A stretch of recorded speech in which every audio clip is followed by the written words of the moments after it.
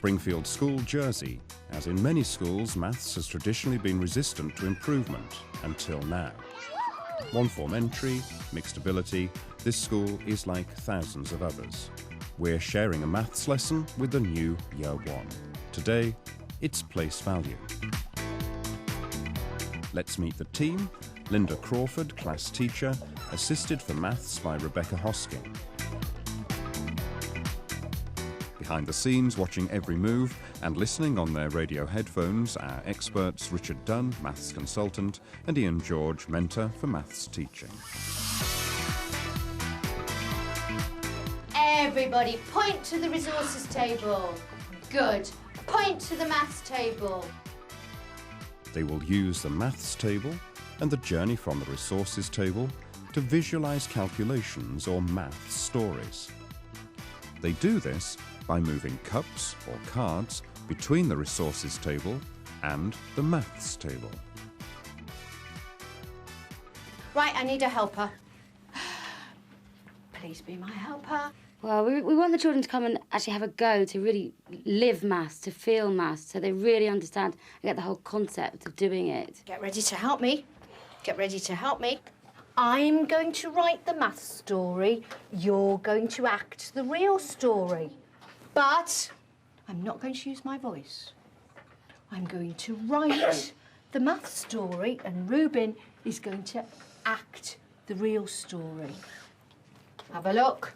Well, we start off with the children actually moving the cups, physically moving them from the resources table to the maths table. That's a real story. It's a real thing that happens. Look what I'm going to write now. The maths story is how we'd write that down mathematically with symbols. So we'd write the symbol 3, the symbol add, the symbol 2, etc. That makes a maths story. A line of symbols is a maths story. It's a maths story, yep. I'm going to write this. You're going to act it. This wagging of the finger's really important. It kinesthetically and dramatically reinforces the equal sign. He's good with the equal sign. I mean, it seems that Linda's decided he needed some help, but he's actually seeing it as being interpreted as count the cups. From my experience of teaching that, that's one of the signs which is easily neglected as having a purpose, and that action is giving it a very direct purpose indeed. Yes. Ruben, how much is there here? 5 cups. Give him a clap.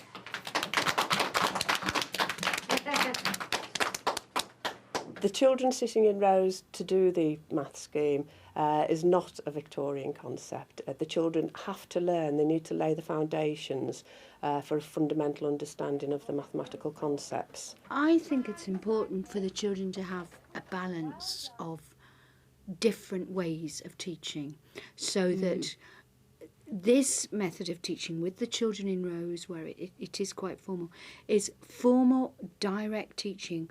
We would only ever do that for short, very paced spans of time. I'm going to speak, Miss Hoskins is going to write, and Ruben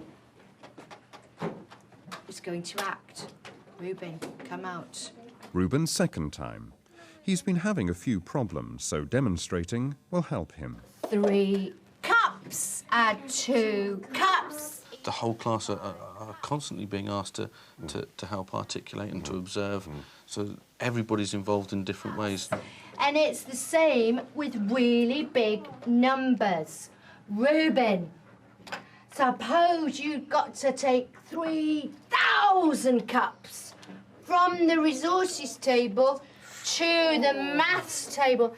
3,000 cups. Take them.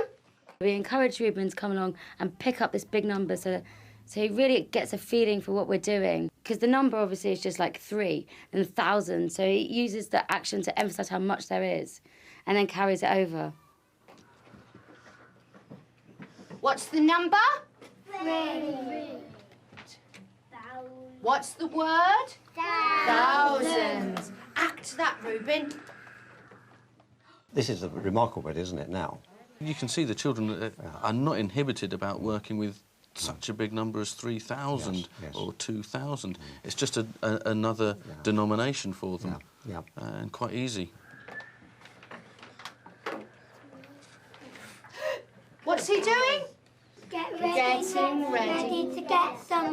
Oh, good. Brilliant. What's really interesting here is that he's very clear about the add sign, meaning getting ready to get some more, and raises his hand appropriately. What's the word? Thousand. Take them over to... Feel the weight. Wait for the next part, Reuben.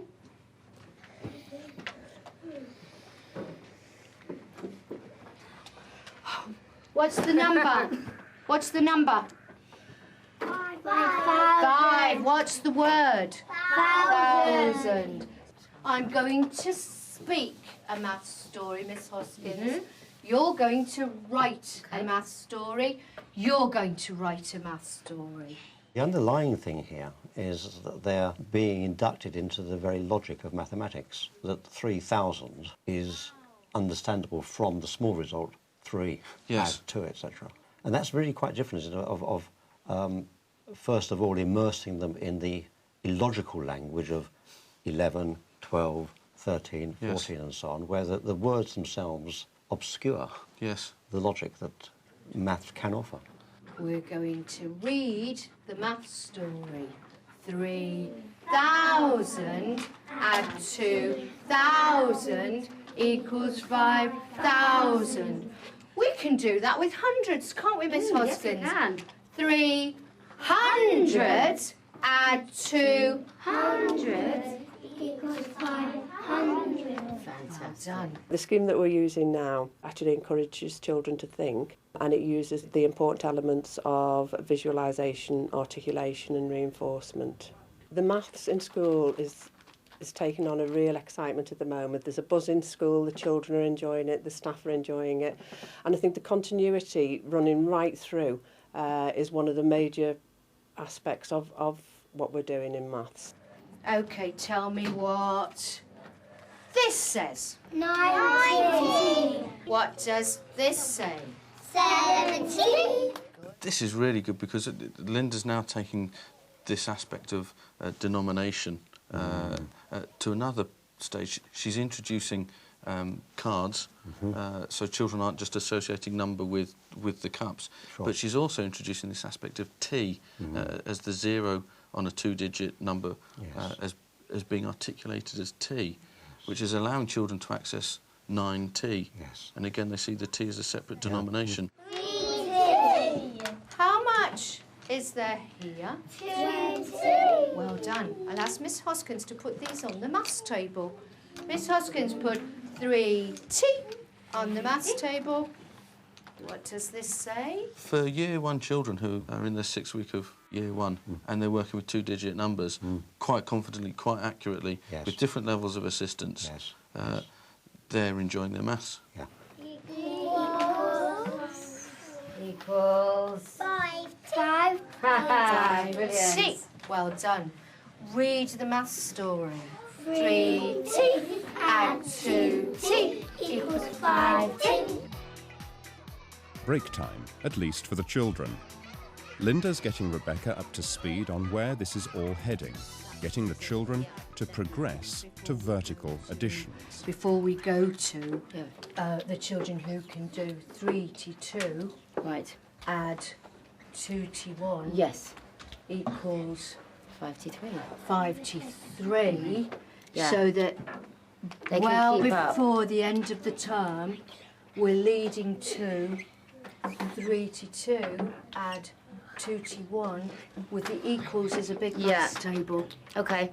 so that the whole class will be Be able able to move on at the same time. Brilliant. So what Linda intends doing, as I understand it, is to go from this horizontal thing, which is the left to right sentence structure, into the vertical, where you go 2 add 1 is 3. It works really, really well, and in fact, that the visual representation with the cards is only needed for quite a short time. By the time the children have transferred this onto a vertical calculation, they can explain exactly what each of those numbers represents. So when they look at the 3T, they never say it's a 3. 5T. Good. Brilliant. Done. How much is there here? 2. How much is there here? 3T. How much is there here? 2. Good. How much is there here? 2T. Good. How much is there here? 1. I think the ostensive learning happens there when the unit, the single digit, comes over the 0 that represents the T. Yeah. But it's still It's there. still there behind it, yeah. And they'll practice that lots and lots and lots. We know that 3T add 2T equals 5T. well done. And we've got 2. Linda's progressing the lesson on now. She's introducing a math story of 3T2, add 2T1. At this point here, the children are being asked to articulate what they can see. Yes. In terms of what each number represents. 5T. 3. Brilliant. Well done. Children, I'd like you to have a go writing this math story. From a teaching point of view, the fantastic thing about this is that children are confidently working within the concept of place value, but they're not being taught place value. Yes. The place valueness of it is implicit in what they're doing. And at no point are we saying, right, today we're going to learn about place value. Traditionally, when we've done this in the school, this is where we lose a lot of children. Yes. How much is there here? 40. Well done. Really good. How much is there here? The unusual language of T avoids a lot of confusion, but needs embedding. What happens when they get to naught? 1T. How much is there here? 9. Naught. T.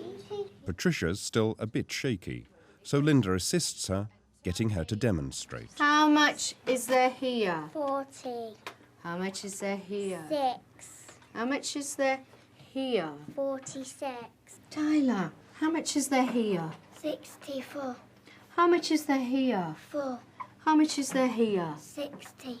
How much is there here? 64. Thank you. Tell me on the board. How much is there here, Tyler? Probably the most exciting thing is her movement from the use of the concrete objects of cups, which are movable, into the symbolic objects of the cards, which more symbolic are still movable, eventually to the written symbols on the board, which are no longer movable, except in your imagination. I love teaching it. I think it's great. I like the way it's got a lot of actions, a bit of drama in there. And I think the children respond well to it. Therefore, they learn quickly, don't they? The changes that we've seen in the short time that we've actually been running the scheme is the children are becoming far more confident. They are enjoying maths across the board. And the teachers seem to enjoy teaching more. Because the children become skilled very quickly with this method of teaching maths. When the children acquire the skills and a real understanding of those skills, they feel confident, so they feel better. Hence, they enjoy their maths.